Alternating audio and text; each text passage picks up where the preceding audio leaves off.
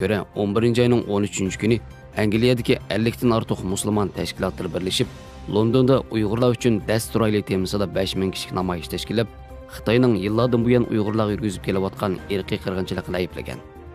Mazkur namoyishga Angliyadagi ta'sirdor shayx, da'vatchi va faoliyatchilardan Haysam al-Haddad, Muhammad Hijab, Salman Bat, Muazzambay qatorliqlar qatnashgan bo'lib, tövendikisi shularning ichidagi yosh da'vatchi Muhammad Hijabning so'zlaridan ba'zilaridir.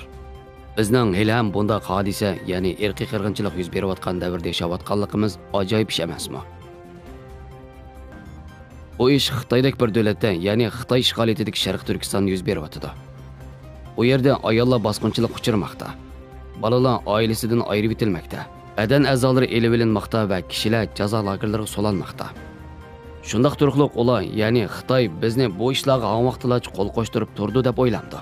Ben Xitoy hukumatiga va Xitoy kompartiyasiga bir gapni deb qo'yay.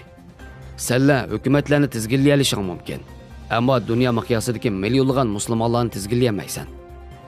Sen o'zingcha o'zimning ishg'oliyati ostidagi osonliklarga xohlagancha ziyonkashlik qila olayman va bular, ya'ni musulmonlar bu ishga aralashmaydi deb o'ylayapsan.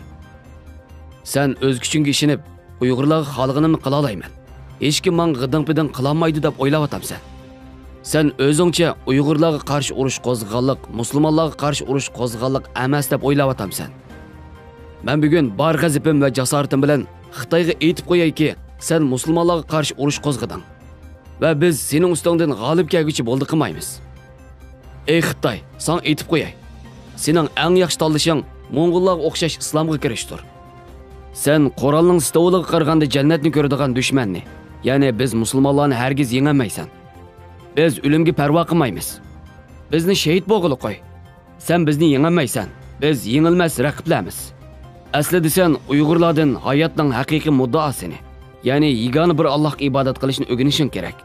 Sen bugun la ilaha illalloh kalimasini masjidning munorlaridan elib etaligining bilan uni mu'minlarning qalbidan elib etolmaysan. Sana yana bir qatim aytib qo'yay. Bu, ya'ni sening mag'lubiyating faqat vaqt masalasi xolos. Musulmonlarni dushman qilib bilish oqilonalik emas. Tarix qarab bak. Musulmonlarga yengilgan Farislarning, Rimliklarning va Mo'ng'ullarning holiga qarab bak. O tarix yana takrorlandi. Sen yengilasan.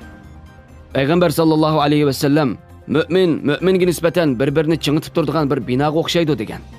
Men Uyg'urlarning kulturi to'g'risida ko'p narsa bilmayman. Ammo men shuni bilamanki, biz Uyg'urlar uchun bu yerga keldik.